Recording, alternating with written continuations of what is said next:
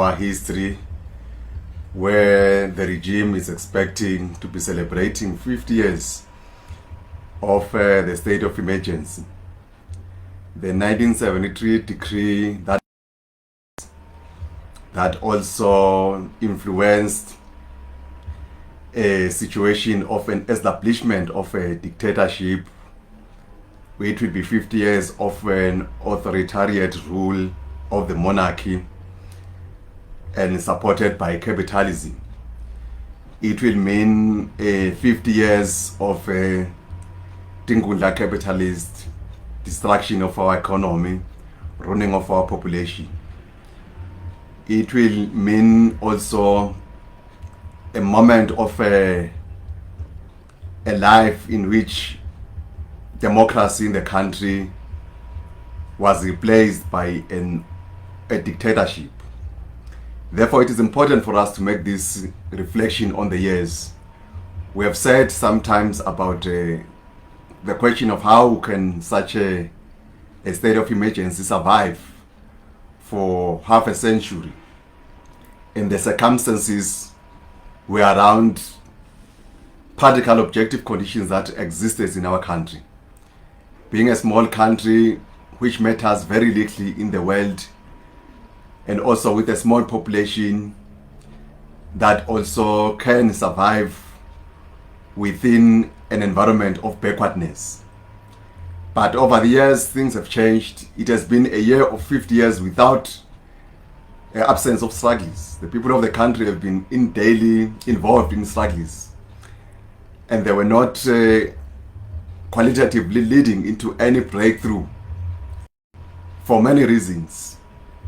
One critical one was that the consciousness of our people have not risen beyond what the regime or what the ruling class in Swaziland will have offered. The country has been established by reinforcement of imperialist forces, including right-wing forces such as apartheid South Africa there. It has survived from this support and this understanding that Swaziland should remain a geopolitical site for their own climax to the world and how they interpret themselves, whether it's a rest camp whatsoever. But the truth is that Swaziland has always been inhabited by a population, and under the state of emergency, the population has been ruined, unable to grow on population size because of death due to curable diseases. Because not only that the authoritative regime of the monarchy has all harbored the land space for imperialism, but it has also presided over a population. Didn't destroy only the resources, plundered over the resources of our country, but that collaboration also have a negative effect to the lives of the people. We have to make these reflections. They are quite important as we enter the 50 years.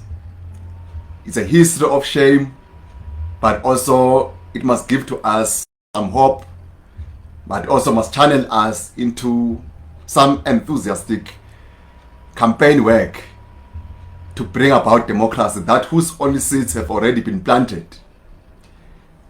The death of our people in the battlefield, in the picket lines, are the important component that defines that democracy in the country has been planted. The footprints are in existence, and we cannot lose sight of that.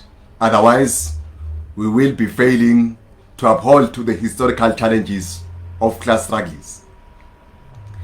These circumstances we are faced in today make us to make strong points that there are characteristics today that makes us to stand and uphold to the hope that we can easily declare 2023 and April 12th as the period of the beginning of the struggle towards the establishment of the transitional authority. So it's an important phase of transitional life in our struggle. The most important signs that makes us to boldly confirm that is that the regime itself has lost authority. It has gone through an elastic reformist party or agenda. It cannot reform it anymore. Already there are practical signs that demonstrates clearly that the regime authority has always lost balance completely, to an extent that it has also introduced completely new and contradictory instruments of keeping its power. The one that defines a well-criminal aspects of defining a state power. That foreign surrogate military forces could be introduced in the country to define the authority. And it is on conditions that there was no choices that the regime can offer or can award other than to surrender power. If it still wants to cling to power, it has nothing to do but to just introduce this phenomenon of world crime. The conditions in the country clearly states that Swaziland is ungovernable under the dictatorship. The regime can't rule in the old way as stated, but also it cannot reform itself anywhere newer other than to cling to power and introduce to itself a new characteristic that foreign powers are now managing our country. Foreign powers in the formation of what the authority of Taiwan and also what apartheid remnants have been coordinated to define this kind of foreign power now in our country, to help survive an autocratic rule of a monarchical dynasty. And there are practical cases of the collapsing of the government facility, infrastructure, institution, and also the destruction of the personnel, which otherwise should be the critical people defending and maintaining the regime.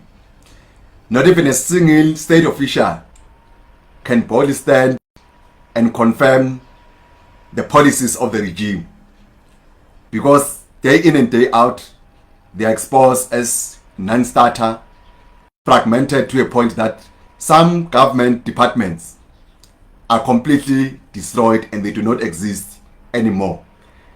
A critical example is that Neil, who is the Minister of Finance, who is now the trusted person to Mswati, plays all the departmental roles in the country.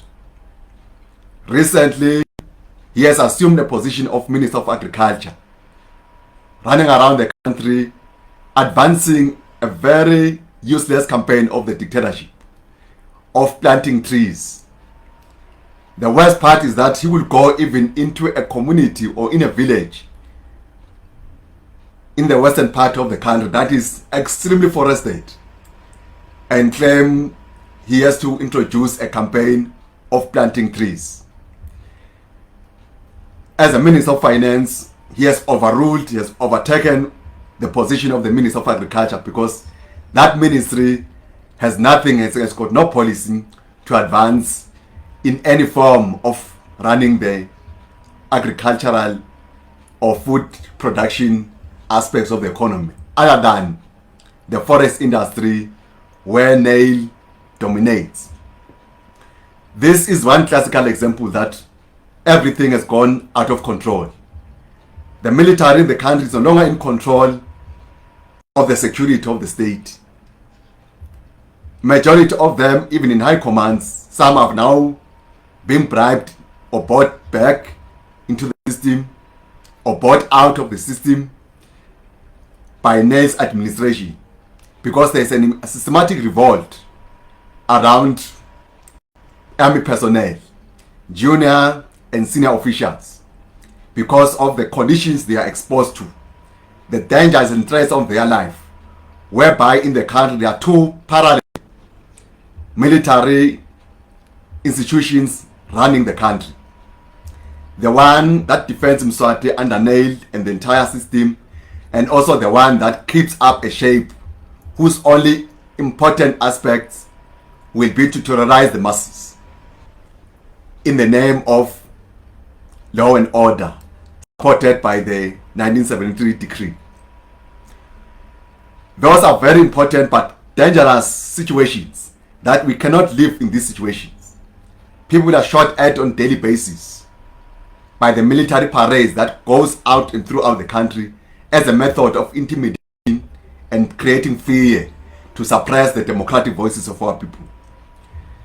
This has also been done not without challenges and not also without circumstances of exposure of failures, but in the main, they demonstrate a condition of ungovernability of the country under the autocracy, confirmed by the very system itself.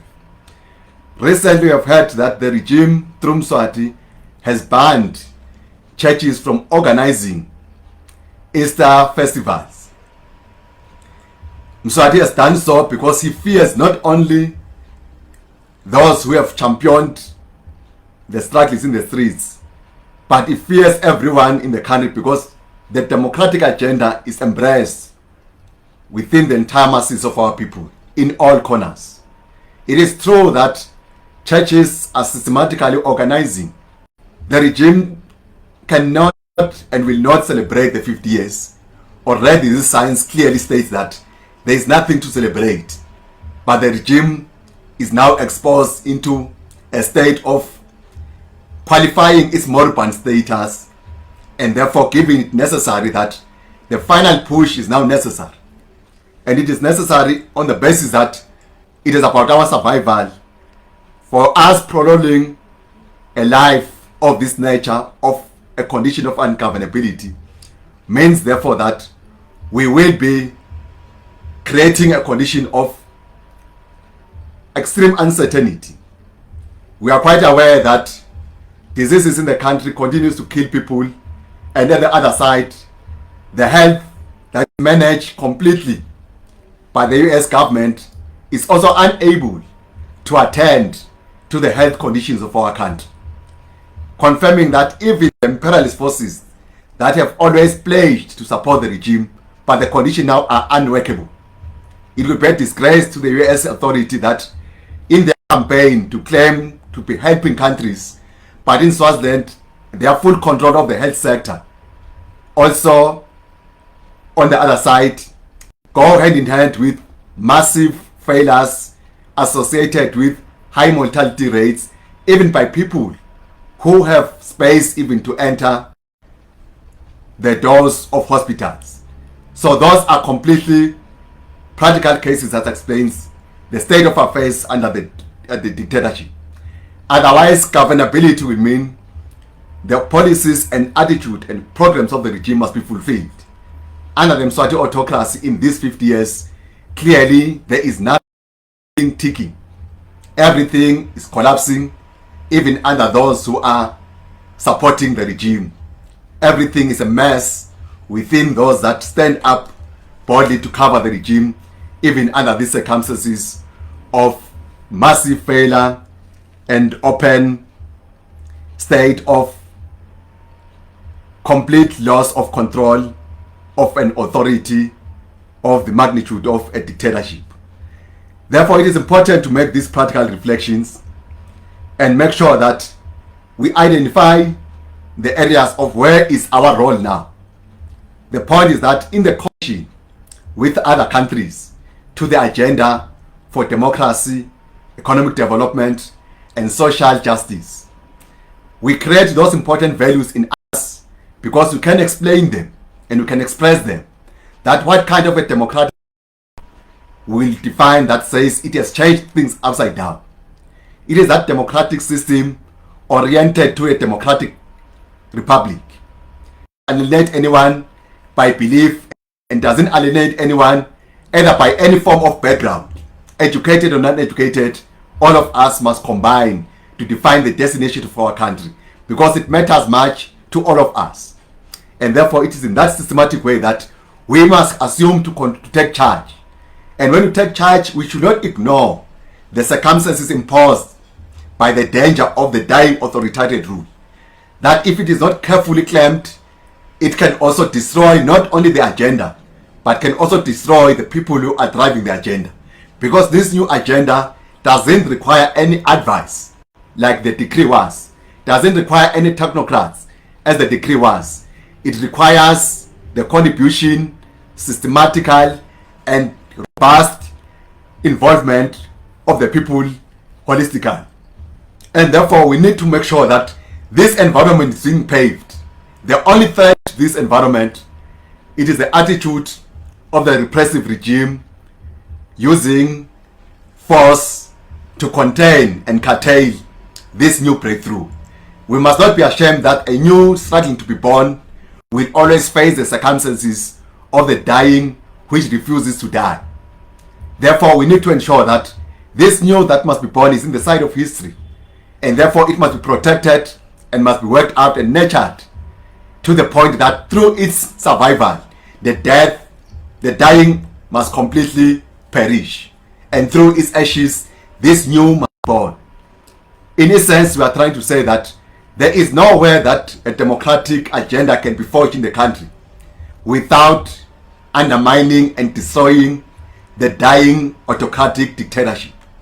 Today, as it is the 1st of April 2023, we must begin a plot that 12 April 2023 must mark the systematic, consolidated, highly integrated mission for the democratic transition in Swaziland.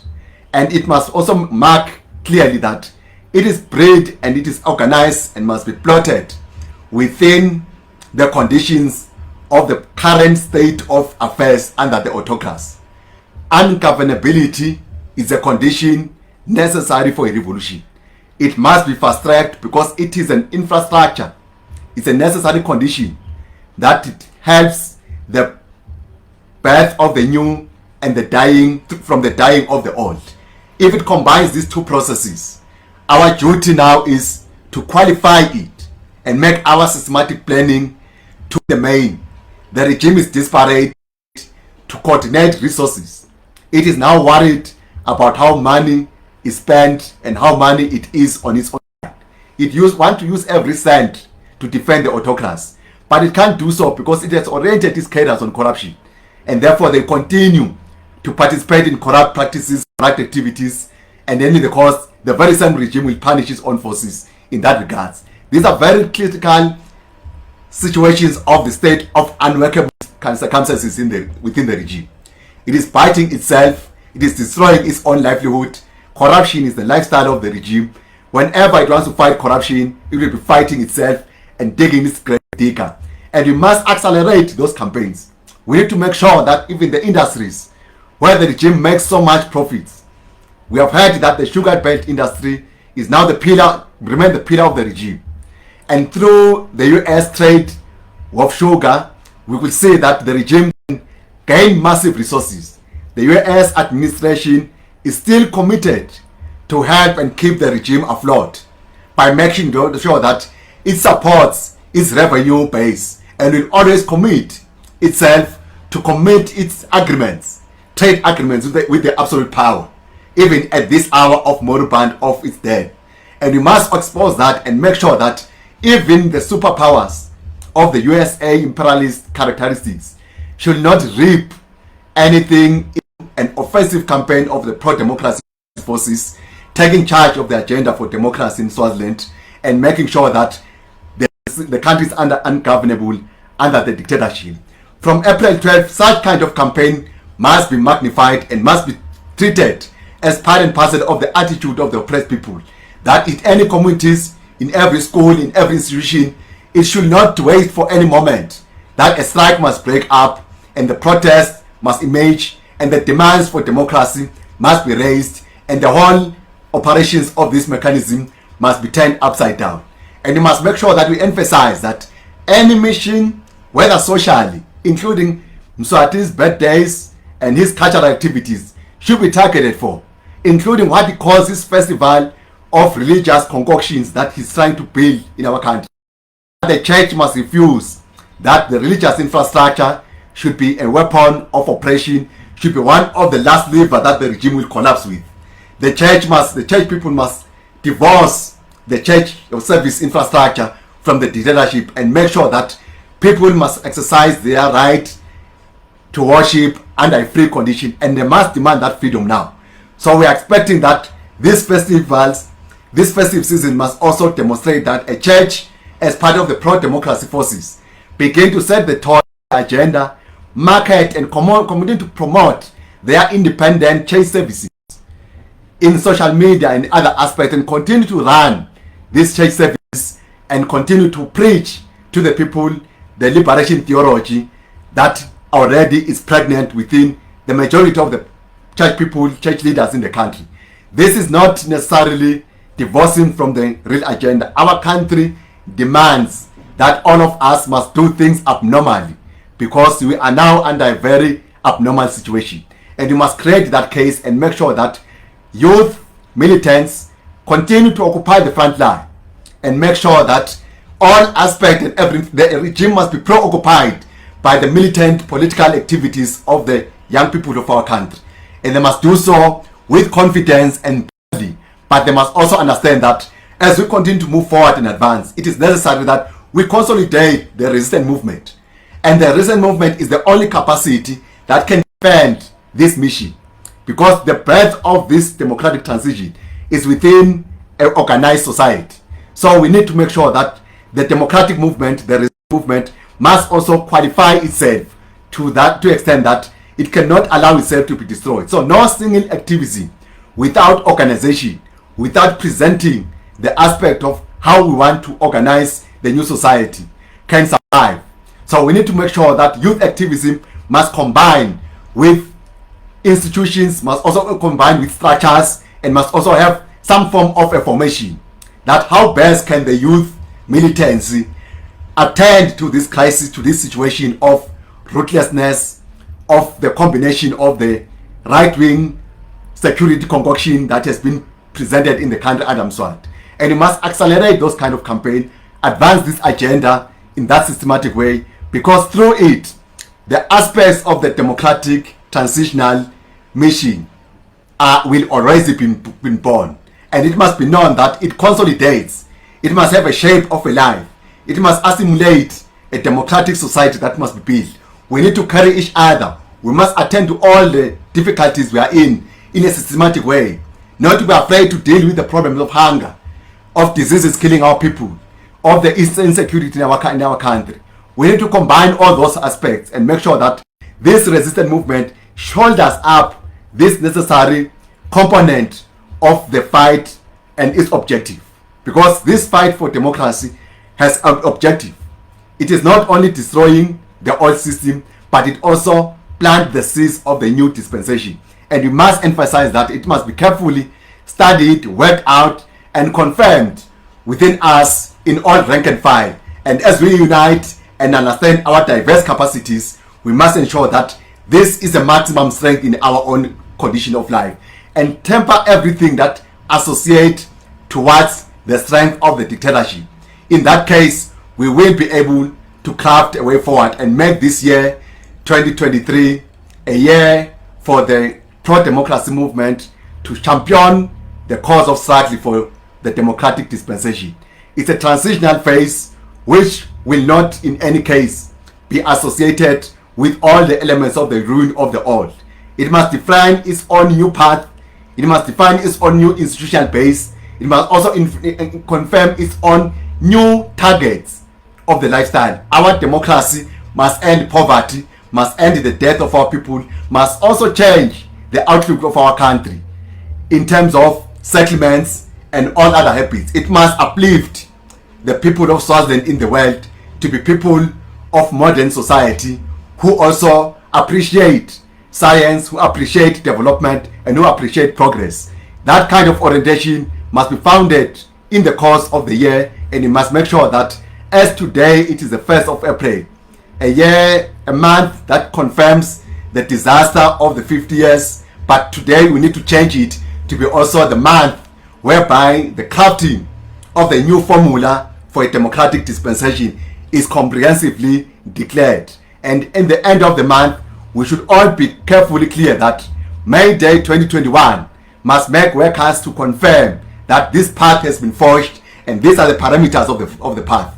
And therefore, everyone, including the church today, must present itself along those lines. And we must make April 12, 2023 a historic turning point where and what are the characteristics of the democratic agenda. The whole aspect of that menu must be displayed in that situation, attending to all the circumstances demanded by this democratic agenda we need to forge. So leaders of the pro-democracy movement, leaders of all the entire forces that we have identified, the students, the communities, the women organizations, the political organizations, church organizations, all of them must completely forge and completely express a systematic mission that none of us must lack a clarity and understanding of how this way forward can be forged, and we must deliberately forge this way forward, and it will drive us into a convergence of unity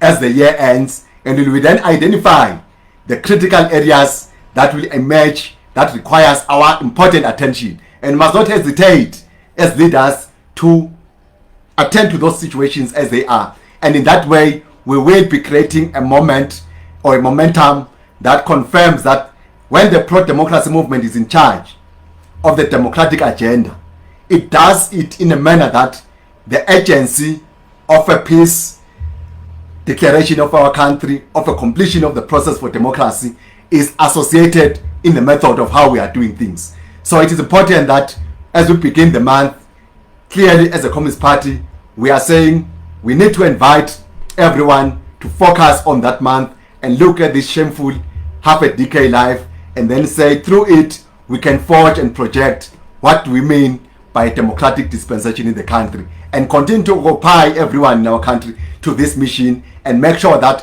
where there are obstacles, we must have a mechanism of dealing with those obstacles decisively, because it means when we take charge of this situation, we must also be decisive. Without decisiveness, there could be nowhere where we can advance to this course of action, because we are now dealing with a decisive dying system. We must also introduce a decisive emergence of a new dispensation. In that case, we will have honored our history in a correct way. Thank you. Amandla.